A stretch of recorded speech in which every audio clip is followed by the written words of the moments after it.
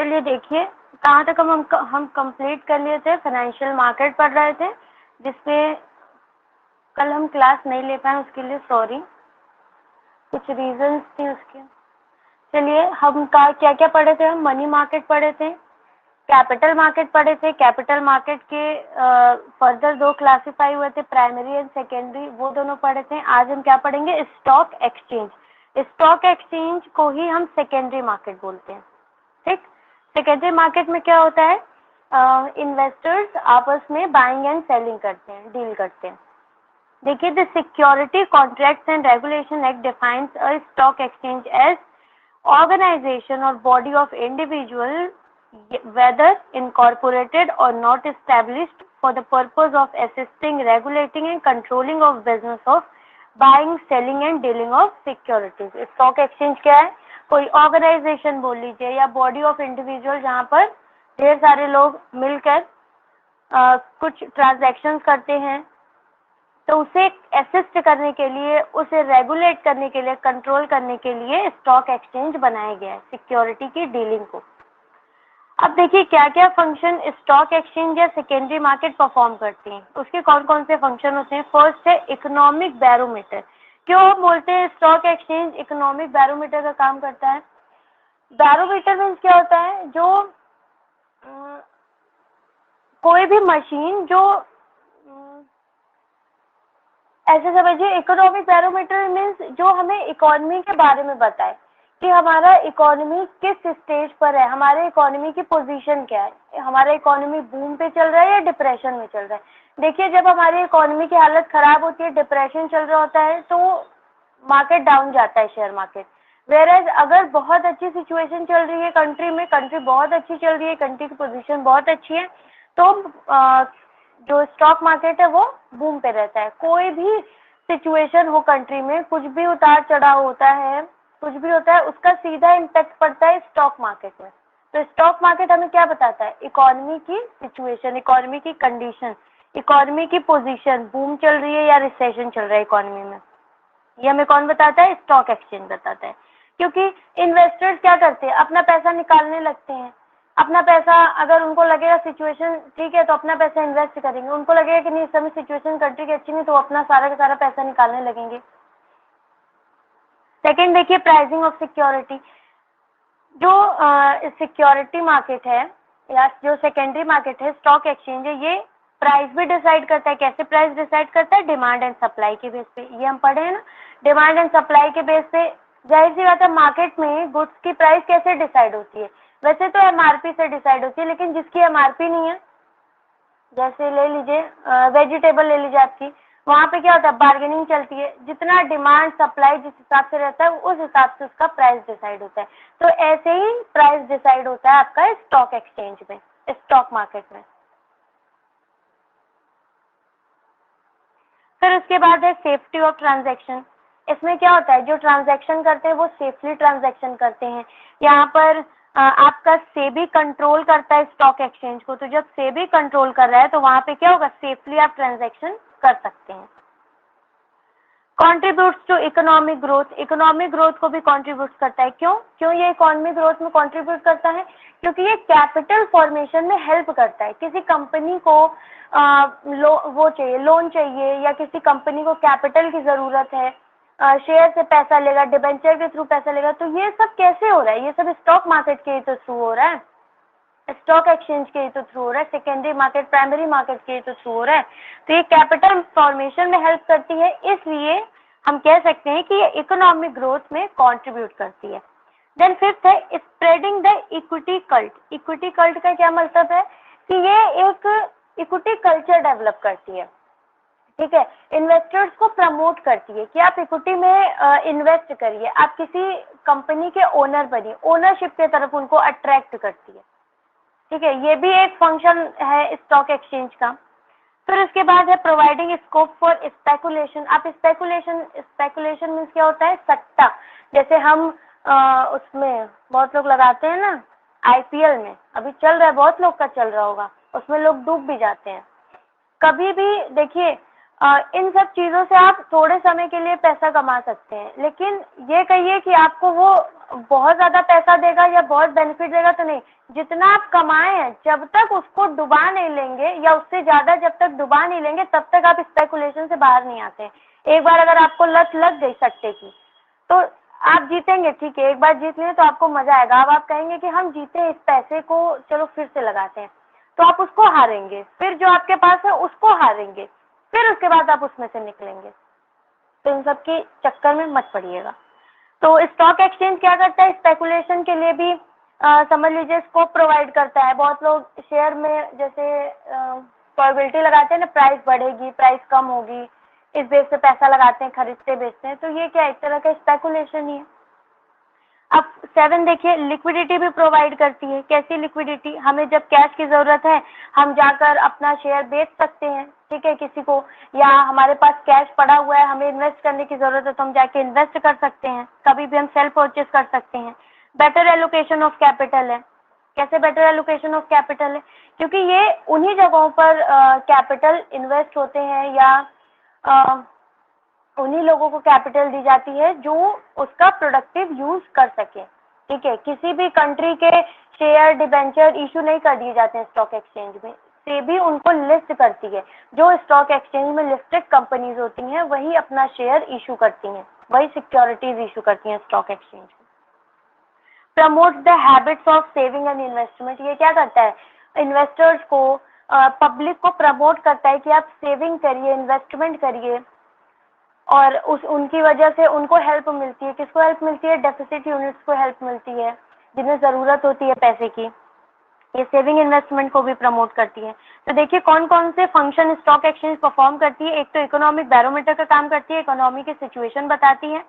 Pricing of security, demand and supply के base पर price decide करती है। Safety of the transaction, transaction की सेफ्टी होती है, क्योंकि जो गवर्नमेंट के बिहाफ पे सेबी है, सेबी एक बॉडी है जो कंट्रोल करती है स्टॉक एक्सचेंज को, उसके अंडर में ही ट्रांजैक्शन चल रहे होते हैं, तो सेफली हम ट्रांजैक्शन कर सकते हैं। Contribute to the economic growth, economy growth में भी ये हेल्प करती है, कंट्रीब्यूट करती है। क्यों, क्योंकि ये कैपिटल फॉर्मेशन में हेल्प करती है, कैपिटल प्रोवाइड करती है ऑर्गेनाइजेशंस को, बिजनेसेस को। Spreading equity culture, equity culture spread करती है, ठीक है, ओनरशिप की तरफ अट्रैक्ट करती है लोगों को, कंट्रोल कंसिडरेशन की तरफ अट्रैक्ट करती है। प्रोवाइडिंग स्कोप फॉर स्पेकुलेशन, जो स्पेकुलेशन करना चाहते हैं उनके लिए भी स्कोप प्रोवाइड करती है। लिक्विडिटी भी देती है। Better allocation of capital, capital का बेटर एलोकेशन करती है। Promotes the habits of saving and investment, और सेविंग एंड इन्वेस्टमेंट के लिए हैबिट भी लोगों में लाती है, ठीक है। तो ये हम क्या पढ़े, ये हम पढ़े फंक्शंस ऑफ स्टॉक एक्सचेंज। इतना समझ में आया? Yes ma'am. चलिए अब हम देखेंगे trading procedure of trading procedure on stock exchange. अगर स्टॉक एक्सचेंज में हमें ट्रेडिंग करना है, हमें शेयर परचेज करना है या सेल करना है, तो हम किस प्रोसेस के थ्रू जाएंगे, ठीक है। देखिए सबसे पहला तो सिलेक्शन ऑफ अ ब्रोकर, सबसे पहले हमें ब्रोकर सेलेक्ट करना होगा। और कौन से ब्रोकर, जो स्टॉक एक्सचेंज में लिस्टेड है, रजिस्टर्ड है, उनमें से हमें एक ब्रोकर सेलेक्ट करना होगा पहले कि कौन हमारी डीलिंग करेगा, कौन हमारे बिहाफ पर डील करेगा। अब हम ब्रोकर सेलेक्ट कर लेंगे तो देखिए वो सब डिटेल मांगेगा, PAN card, date of birth, ये सब, ठीक। फिर उसके बाद जब हम ब्रोकर सेलेक्ट कर लेंगे तो हमें ब्रोकर क्या बोलेगा, डीमैट अकाउंट ओपन कराने के लिए, ठीक है। Demat account with depository, depository क्या होता है, डिपॉजिटरी बैंक की तरह होता है। जैसे बैंक हमारे लिए काम करती है ना, वैसे ही डिपॉजिटरी स्टॉक एक्सचेंज के लिए काम करती है।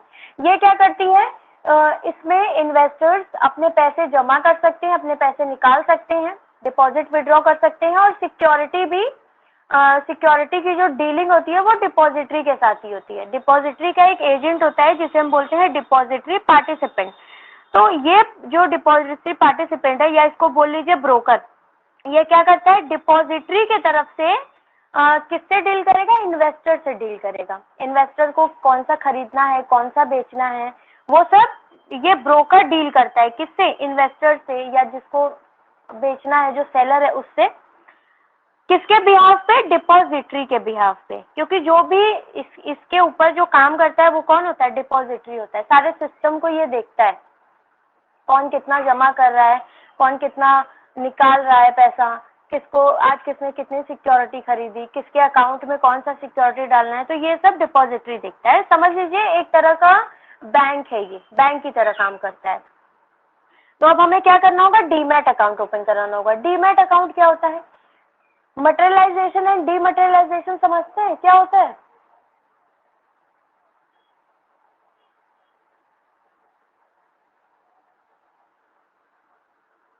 बताइए, किसी को पता है तो।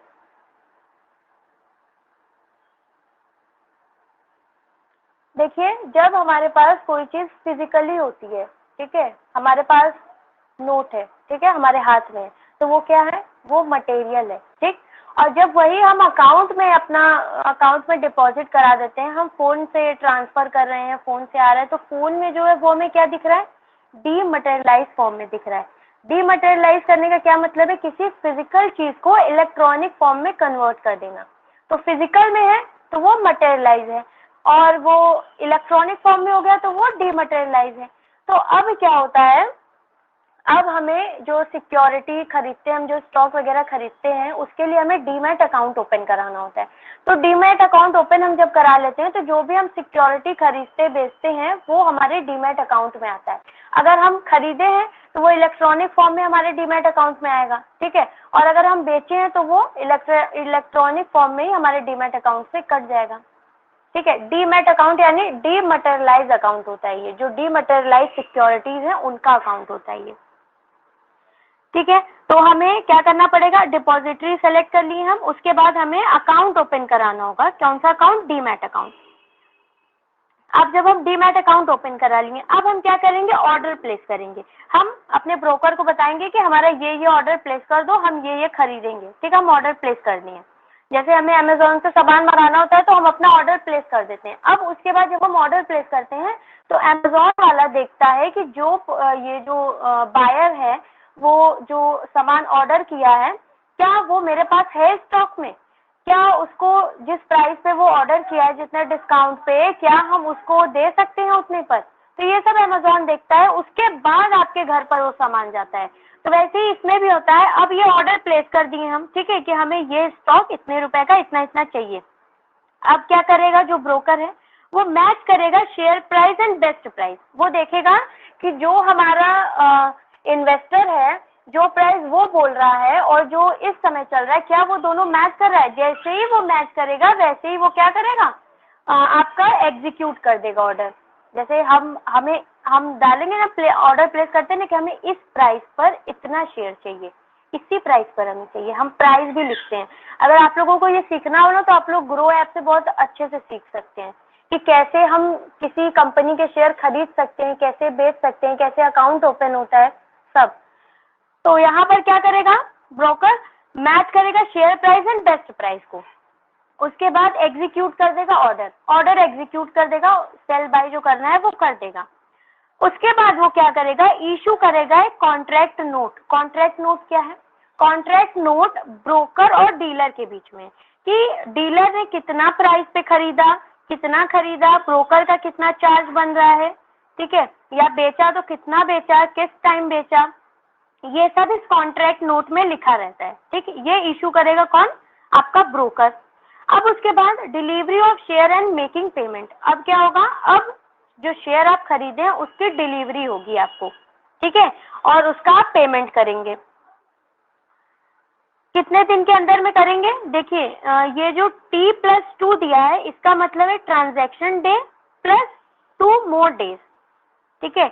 इन दिनों के अंदर ट्रांजैक्शन डे और प्लस 2 मोर डेज, यानी समझ लीजिए लगभग 3 दिनों के अंदर में आपका पूरा का पूरा सेटलमेंट हो जाना चाहिए। उसे बोलते हैं सेटलमेंट साइकिल, ठीक है। On the T+2 day the stock exchange will deliver the share. इस दिनों में, इन 3 दिनों में स्टॉक एक्सचेंज क्या करेगा? आपका शेयर डिलीवर करेगा, या तो आपको पेमेंट करना है तो आप पेमेंट करेंगे to the broker. This is called pay out day. इन दिनों को हम क्या बोलते हैं? पे आउट डे बोलते हैं। देन उसके बाद 10th क्या है? The broker can make delivery of share in demat account. अब ब्रोकर क्या करेगा, डीमैट अकाउंट में जो शेयर है उसकी डिलीवरी कर देगा, आपके डीमैट अकाउंट में आपका आ जाएगा शेयर जितना आप खरीदे हैं, from directly to the investor demat account.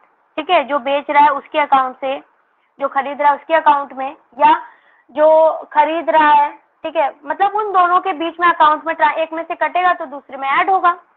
The investor has to give detail of his demat account and instruct his depository participant to take delivery of security directly to his beneficial owner account। तो देखिए ये क्या था, ये एक process था कि कैसे अगर आपको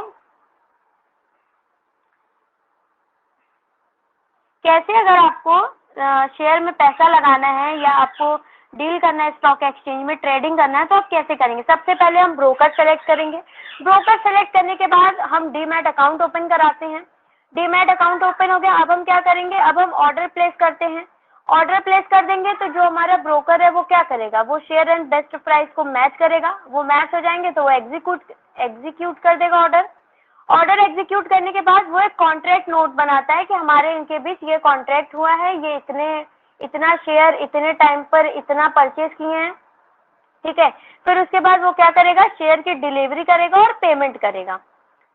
सेटलमेंट साइकिल होता है कितने दिन का, ट्रांजैक्शन डे जिसे हम बोलते हैं पे आउट डे, और उसके बाद जो हमारा ब्रोकर है वो क्या करता है, वो डायरेक्टली डीमैट अकाउंट में सिक्योरिटी ट्रांसफर कर देता है। फिर आपके डीमैट अकाउंट में दिखने लगेगा कि आपने इतनी सिक्योरिटी परचेस की है या इतनी सिक्योरिटी आपने सोल्ड की है। तो ये था प्रोसेस, ठीक है, कैसे हम स्टॉक एक्सचेंज में ट्रेडिंग कर सकते हैं। अब देखिए उसके बाद क्या है, डीमटेरियलाइजेशन एंड डिपॉजिटरीज। तो डीमटेरियलाइजेशन हम आपको बता दिए क्या, जब हम this is the process of transferring the physical, कोई फिजिकल चीज है, transferring the physical things into the electronic form. हम किसी फिजिकल थिंग को इलेक्ट्रॉनिक फॉर्म में कन्वर्ट करें तो उसे ही हम बोलते हैं डीमटेरियलाइजेशन। ठीक है, मटेरियल को डीमटेरियल करना है। और डिपॉजिटरी क्या है, एक बैंक की तरह काम करता है। देखिए, dematerialisation is a process where securities held by investor in physical form are cancelled and the investor is given an electronic entry or number so that he or she can hold it as electronic balance in account. So in short, dematerialization refers to holding securities in electronic form। आप ही सोचिए, अगर आप किसी company का 100 share खरीदे, ठीक है, तो आपके पास अगर ये डीमटेरियलाइजेशन का कॉन्सेप्ट नहीं आया था तो सबके पास सोचिए 100 की 100 पूरी शेयर की उनके पास सर्टिफिकेट रहती थी। सोचिए 100, अब वो उनको कितने साल तक रखना होगा बताइए। फट सकता है, तो क्या पता चूहा काट दे, वैसे ही सबके घर में चूहे रहते हैं, थोड़े बहुत चींटी लग जाए या पानी गिर जाए, कुछ गिर जाए तो खराब हो जाएगा। फिर आप क्या करेंगे, आपका पैसा तो चला जाएगा। सोचिए डीमटेरियल जब हो गया, ये डीमटेरियलाइजेशन हो गया तो कितना हेल्प होगा, हमें कुछ ओवर लोड करने या सेव करने की जरूरत है, हमारे अकाउंट में वो पड़ा रहेगा, जब तक हमें रखना है उसको तब तक पड़ा रहेगा, हमें कोई टेंशन लेने की जरूरत नहीं है। हमारे अकाउंट से निकल जाएगा, हमें खरीद रहे तो हमारे अकाउंट में आ जाएगा, हमें जाकर किसी को देना नहीं होगा कि ये लीजिए ये शेयर का सर्टिफिकेट है, हम आपको ट्रांसफर कर रहे हैं, आपको सोल्ड कर रहे हैं या आपसे खरीद रहे हैं तो हमें उनसे क्या क्या लेना होगा, तो ये सब झंझट खत्म हो गया। ठीक है,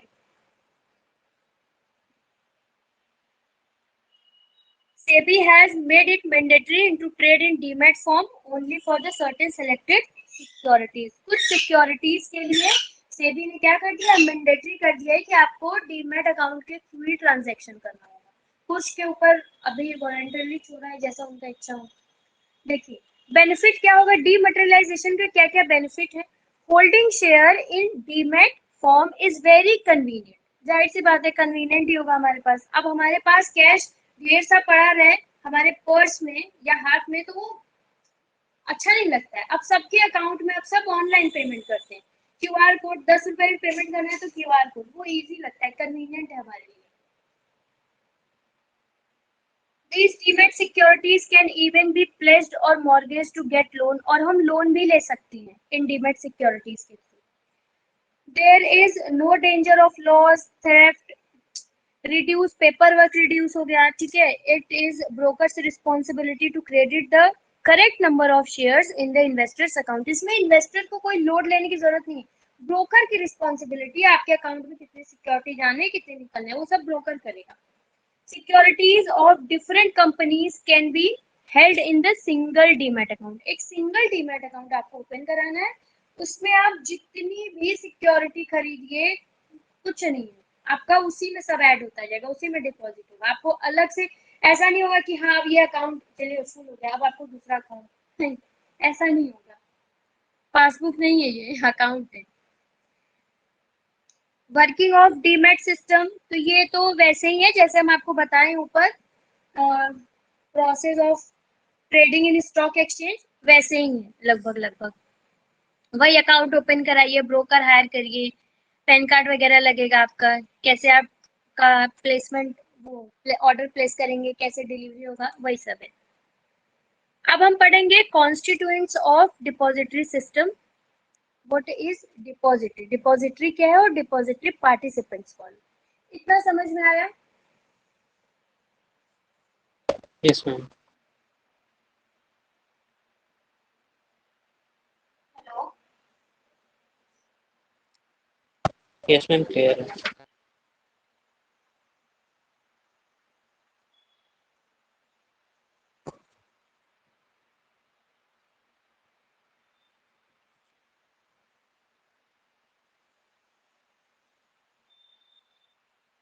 अच्छा चलिए हम ब्रेक लेते हैं, जरा हमें बताइए आप लोग सेंसेक्स एंड निफ्टी के बारे में बताइए।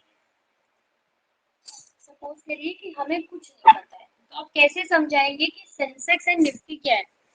वन बाय वन बताइए, चलिए कौन बताएगा? चैट बॉक्स में बता दीजिए क्योंकि ना वॉइस नहीं आ रही है आपकी, थोड़ा सा टाइप कर लीजिए। आई एम वेटिंग, फटाफट बताइए।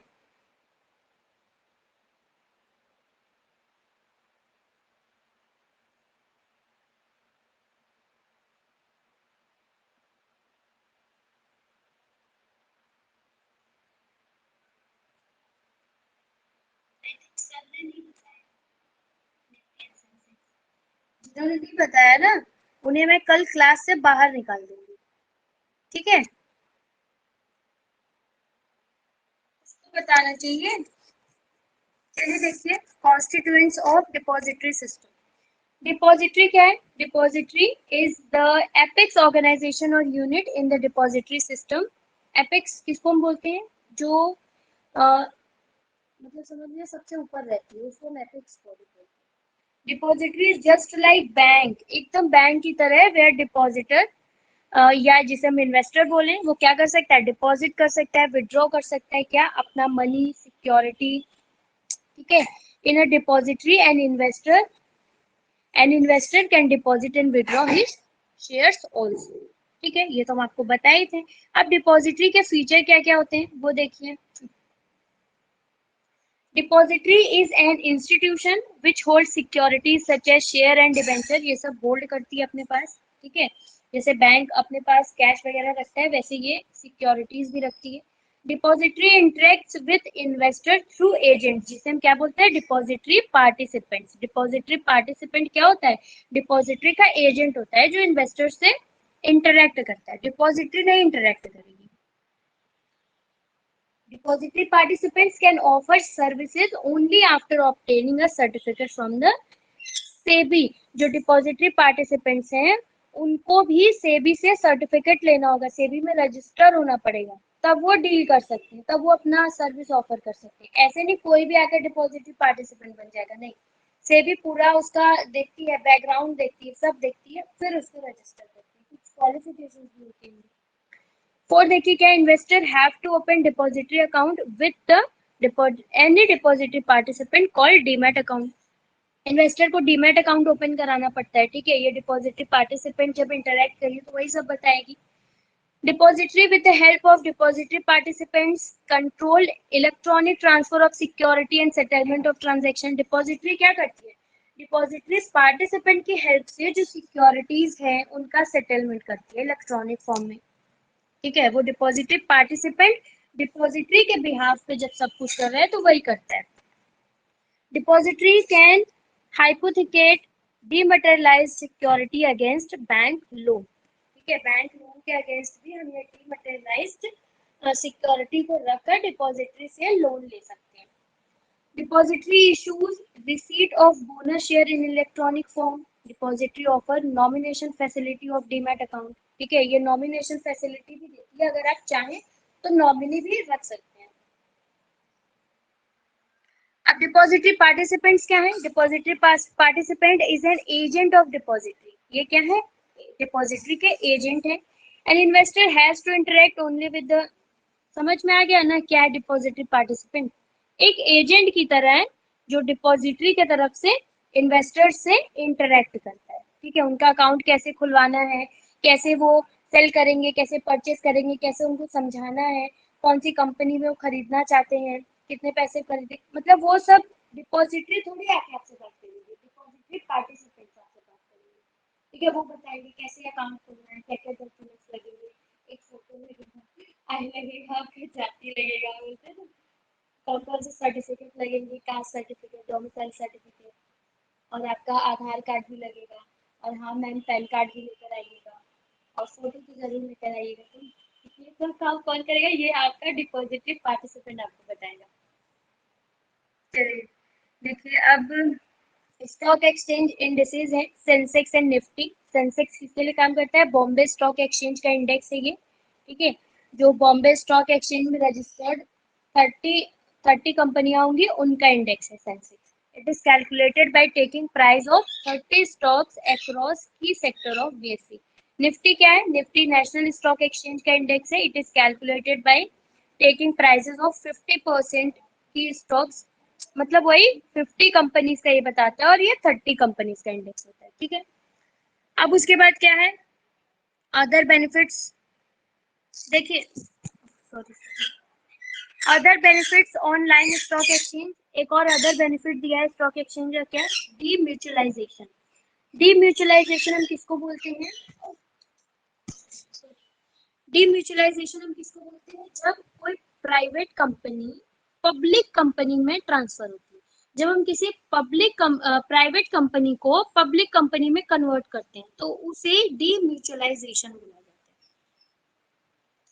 है। क्या था कि पहले जो स्टॉक एक्सचेंज था वो ब्रोकर डील करते थे। ठीक है, वो ब्रोकर कंट्रोल करते थे, वो जैसे चाहे वैसे चलेगा स्टॉक एक्सचेंज। ठीक है, वो कंट्रोल करते थे सब कुछ, प्राइस वगैरह सब कुछ वही देखते थे। तो गवर्नमेंट ने क्या किया? तो जब जब ब्रोकर सब देखेंगे तो जाहिर सी बात है कॉन्फ्लिक्ट तो आएगा ही। ठीक है, इन्वेस्टर्स तो लड़ेंगे ही ब्रोकर से, ब्रोकर इन्वेस्टर में हमेशा लड़ाई होगा। कैसे आप बोल रहे हैं ये प्राइस होगा, हम तो यही प्राइस पे लेंगे, कल आप बोले थे ये प्राइस होगा, ऐसे कैसे आप, मतलब इसमें क्या होगा? इस जब जब ब्रोकर ऐसा करता था, ब्रोकर कंट्रोल करता था, ब्रोकर सब कुछ देखता था, तो जो इन्वेस्टर्स थे उनके साथ वो सब जैसे ना गेम खेल जाते हैं, और उसके बाद जब ऊपर कोई बॉडी है ही नहीं देखने के लिए तो वहां पे लीगल एक्शंस कैसे लिए जाएंगे, कैसे उसका वो जस्टिफिकेशन होगा? तो इन सब चीजों के लिए क्या आया? सेबी आया आपका। इन सब चीजों के लिए on the government behalf SEBI लाया गया, जो स्टॉक एक्सचेंज को कंट्रोल करती है। ये इसलिए लाया गया कि जो इन्वेस्टर्स हैं उन्हें प्रोटेक्ट किया जा सके। ठीक है, उनका कॉन्फ्लिक्ट ना हो। ठीक है, उन्हें कोई एक्सप्लॉइट ना करे, उनका कोई मिसयूज ना करे। ठीक है, उनके सेंटिमेंट्स के साथ ना खेले। तो ये सब देखने के लिए सेबी को लाया गया। ठीक है, मार्केट अच्छे से चले, कंपटीशन मार्केट में रहे, सब कुछ अच्छे से चले, उसके लिए सेबी को लाया गया। इसे ही बोलते हैं डीम्यूचुअलाइजेशन। चलिए हम पढ़ लेते हैं। Demutualisation refers to separation of ownership and control of stock exchange from trading rights of member. Through demutualization, there is reduction of chance of broker using stock exchange for personal gains. ठीक है, stock exchange को वो personal gain के लिए use करते थे। ठीक है, उनका ये ऐसा नहीं था मोटिव कि हमें इन्वेस्टर्स को कैपिटल फॉर्मेशन में हेल्प करना है, उनको कैपिटल अच्छे तरीके से जहां पर जरूरत है वहां यूटिलाइज करने के लिए ना, ये सब उनका मोटिव नहीं था। इनका बस मोटिव ये था कि हमारा जेब हमेशा भरा रहना चाहिए, बस। तो इन्हीं सब चीजों को खत्म करने के लिए डीम्यूचुअलाइजेशन किया गया, सेबी को लाया गया, जो स्टॉक एक्सचेंज पे अपना कंट्रोल रखती है। ठीक है, स्टॉक एक्सचेंज को कंट्रोल करती है। स्टैब्लिश हुई थी शायद 1988 में, और जो उसका काम स्टार्ट हुआ था वो 1992 से स्टार्ट हुआ था। सेबी का हेडक्वार्टर कहाँ है? बिना देखे बताइएगा जिसको याद होगा। दिल्ली में।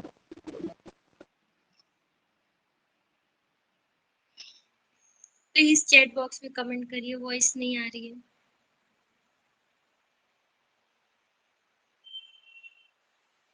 दिल्ली।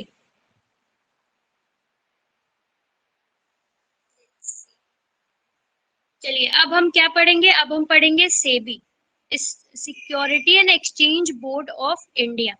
ठीक है, ये क्या करती है? ये सिक्योरिटी मार्केट को रेगुलेट करती है। बस आई थिंक सेबी बचा है, फिर उसके बाद आपका चैप्टर फिनिश हो जाएगा। Let me check.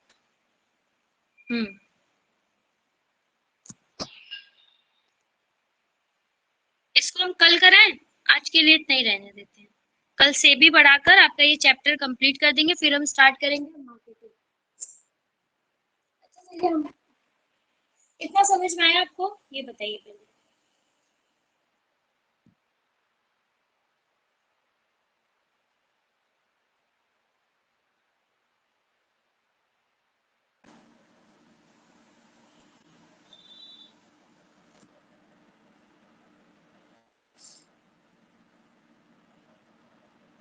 सॉरी, ऐसे कमेंट बॉक्स में आपका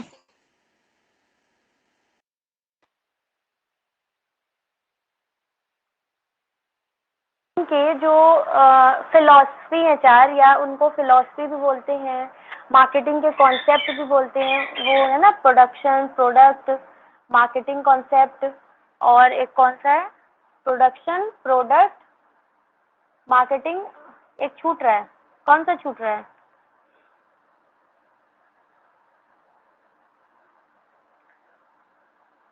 सोसाइटल भी आ गया है अब, कौन सा छोड़ रहे हैं? सेलिंग, सेलिंग कॉन्सेप्ट, हाँ। Production concept, product concept, selling concept, marketing concept, and एक और है सोसाइटल कॉन्सेप्ट। तो अच्छा कोई बोलिए, देखिए हमें वॉइस आ रही है कि नहीं। यस मैम, तो बोल दीजिए। Yes ma'am. हाँ वॉइस आ रही है। चलिए हमें बताइए, प्रोडक्ट कॉन्सेप्ट बताइए। रुकिए, हम जिससे पूछेंगे वही बताएगा। जरा चेक करें आप लोग पढ़ रहे हैं कि नहीं। हर्षवर्धन, नाम बहुत अच्छा है आपका। चलिए बताइए, प्रोडक्शन कॉन्सेप्ट, मार्केटिंग का प्रोडक्शन कॉन्सेप्ट क्या बताता है, क्या कहता है? बोल सकते हैं, वॉइस आ रही है हमें।